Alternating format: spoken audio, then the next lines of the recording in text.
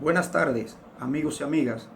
En esta tarde quiero hablarle acerca de algo muy importante, y es que Dios quiere que usted no se pierda, sino que venga a sus pies.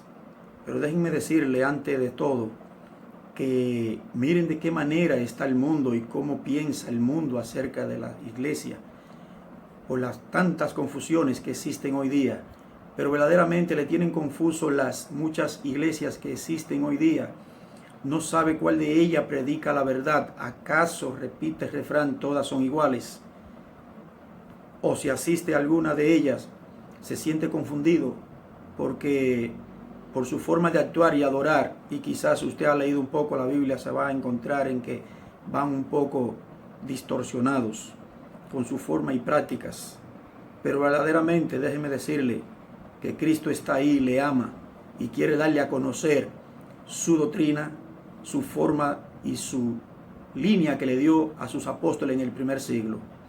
Ahora le invitamos a conocer a la iglesia de Cristo, regida por el Nuevo Testamento, bíblica y verdadera, establecida en Jerusalén en el año 33 del primer siglo. Esta iglesia que Cristo quiere mostrarle se encuentra, primeramente, ¿por qué su nombre? Déjenme darle paso por paso para que podamos entender. Ese nombre, que es sobre todo nombre, se encuentra en Mateo capítulo 16, verso 18.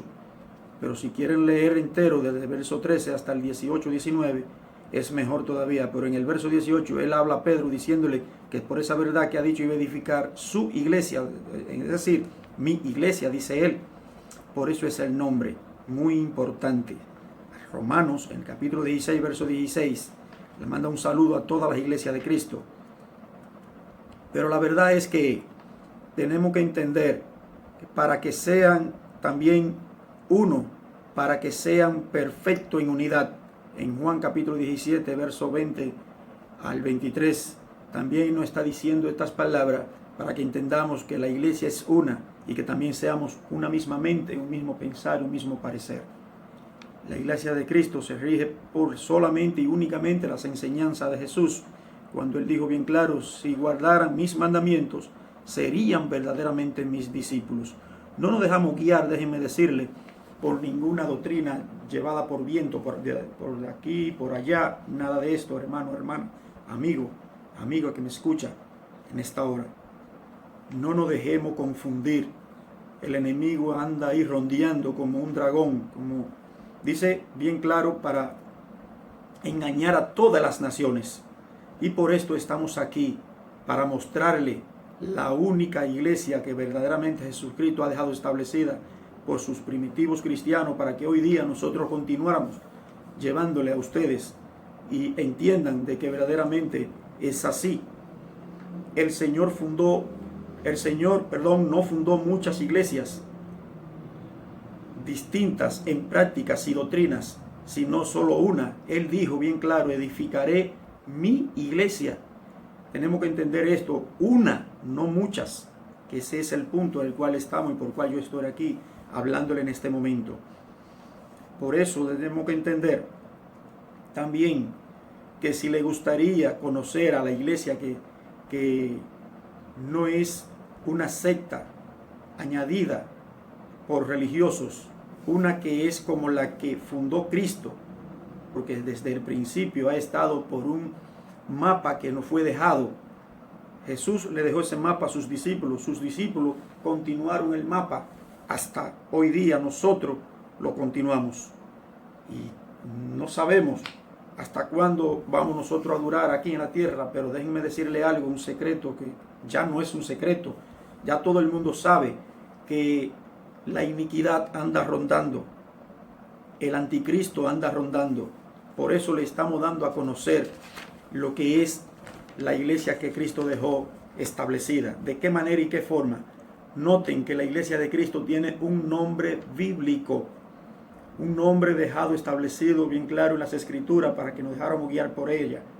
Entonces, Cristo no está dividido. Es muy importante que entiendan. Nosotros nos llamamos cristianos sin ningún otro apellido, porque en Antioquía por primera vez se nos llamó y se nos dio ese nombre. En el capítulo 11, verso 26, bien claro, del libro Los Hechos, y se le llamó por primera vez a los discípulos de Cristo cristianos. Ese fue el nombre original. Nosotros no tenemos ningún otro nombre añadido que nos podamos identificar. ¿Qué más? También tenemos un credo infalible. Déjenme decirle que nuestro único credo que podemos decir que tenemos es este: las Sagradas Escrituras.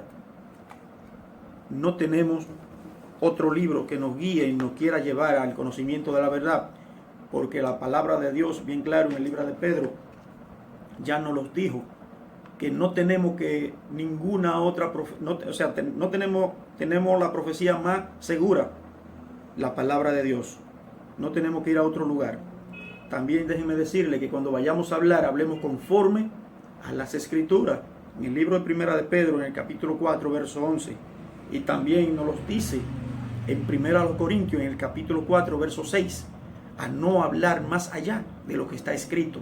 Y esa es nuestra idea, esa es nuestro fundamento: hablar conforme a las Escrituras, dar cualquier explicación con las Escrituras, no yéndonos o saliéndonos de la palabra de Dios o tener que ir a otros libros o folletos. Jamás. Ya si hacemos esto, estamos saliéndonos fuera del orden que Cristo nos dejó establecido. ¿Cómo adoramos? Importante, muy importante cómo adoramos. Nosotros adoramos en espíritu y en verdad. No tenemos ninguna otra forma para adorar. En el capítulo 2, verso 12 de Primera de Timoteo. Y también tenemos en la palabra de Dios, bien claro, para que entiendan, en 1 Corintios 14, 33 y 34. Tenemos que también entender que cada uno de nosotros, en el libro de Juan, capítulo 4, verso 24 también, podemos leer y aprender para que nos demos cuenta cómo adora la iglesia de Cristo. Tenemos esa sola forma de adorar, de enseñar, para no distorsionarnos.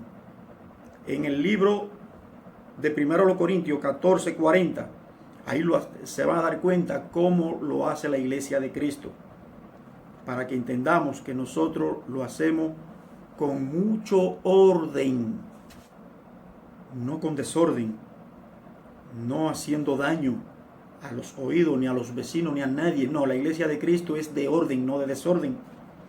También le vamos a decir cómo oramos.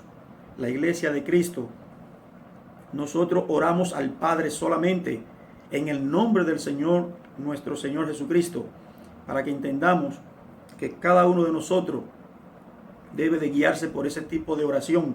En el libro de 1 Corintios, capítulo 14, versos 16 y 17, también le puede mostrar ahí qué forma lo hacemos. Y en 1 Timoteo, capítulo 2, verso 5, cómo nosotros oramos a Dios, cómo le pedimos al Padre en el nombre de Jesucristo, para que entiendan cómo lo hacemos. También le vamos a decir cómo cantamos. La iglesia de Cristo canta sin instrumentos, sin ningún tipo de guitarra, de pandero, de flauta, de tambora, güira, pianos. Nada de esto utiliza la iglesia de Cristo, ningún tipo de instrumento musical, ya que en el Nuevo Testamento, por el cual nos regimos, la iglesia de Cristo bien establece que en 1 Corintios capítulo 14, verso 15, nos enseña cómo hacerlo. En el libro de Efesios capítulo 5, verso 19, también nos dice ahí cómo trabajemos en esta parte para adorar al Señor, cantando y salmodiando al Señor con cánticos e himnos espirituales. Y también déjeme decirle que está en Colosenses, en el capítulo 3, verso 16. Sí, hermano y hermana, o amigo o amiga, la iglesia de Cristo se rige por orden, organizada, dirigida y establecida, como le dije, valga la redundancia, en el año 33, por ministros competentes de un nuevo pacto. Eso debemos de entenderlo, que la palabra de Dios nos guía a esta parte. ¿Cómo ofrendamos a la iglesia? Muy importante. ¿Cómo ofrendamos? Para que nos demos cuenta cómo lo hace la iglesia de Cristo.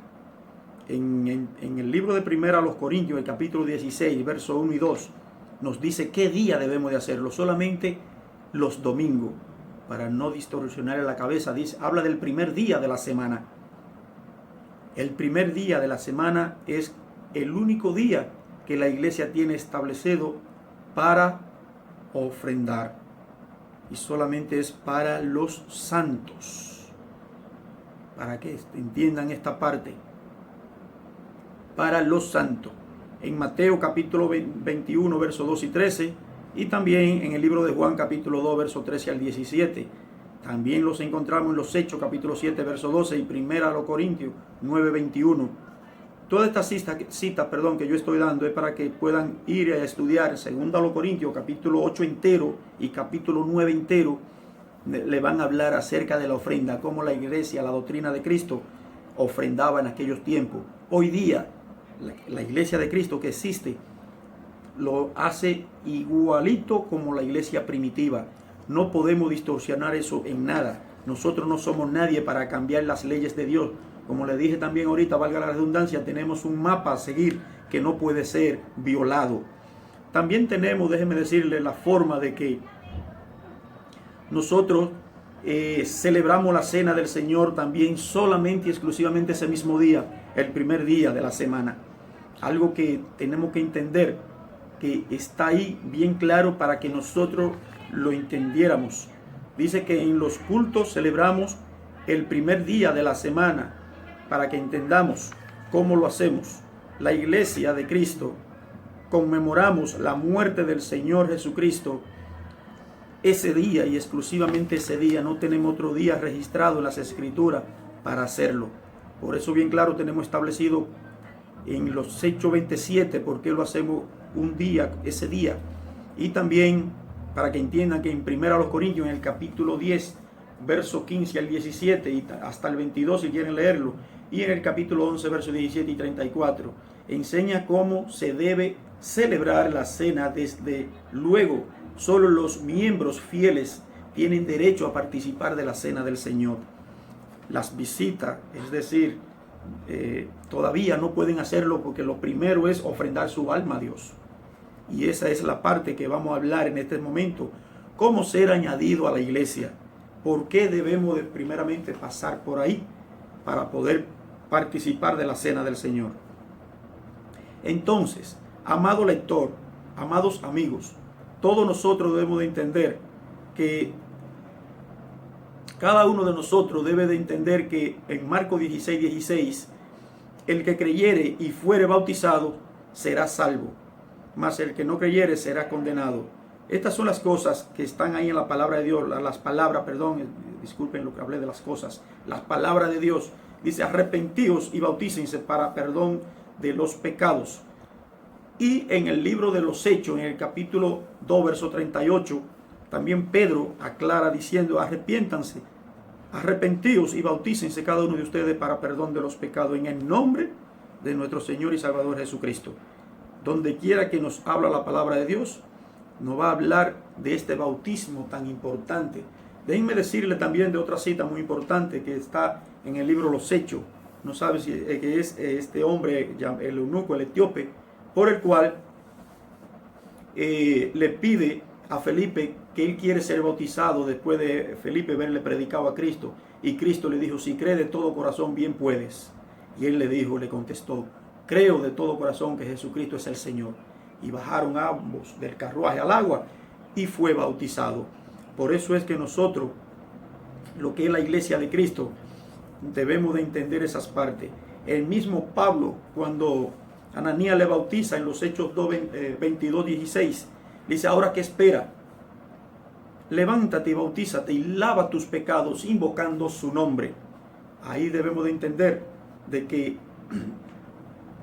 este hombre, Pablo, fue bautizado y, perdón que no le dije en qué versículo, Hechos 2:38, también vemos ahí la palabra de Dios, el bautismo, también lo tenemos en los Hechos 2:47, también en el capítulo 12, verso 14, hay todas estas citas que les estoy mencionando, son del bautismo. Por eso debemos de ayudar a entender estas partes, para que entendamos. El 2:38 también, todas estas citas son para el bautismo. pueden estudiarla y analizarla para que nos demos cuenta por qué debemos de ser bautizados primero y para qué. Es para que dejemos el viejo hombre en las aguas y se levante una nueva criatura en Cristo Jesús. Hasta aquí es el video de hoy. Espero y disculpen por mis quizás algunas fallas, pero eso son cosas que son parte nuestras. Así es que Dios me le bendiga mucho, Dios me le cuide. Espero de que le pongan mucha atención a este video y mucho asunto, ya que el tiempo está cerca. Hay poco tiempo, déjenme decirle, y por eso estamos enfatizando y hablándole acerca de la doctrina de Cristo, para que puedan venir a la iglesia que Cristo dejó establecida aquí en la tierra, para que la continuáramos nosotros. Amén, Dios me le bendiga mucho. Dios me le guarde.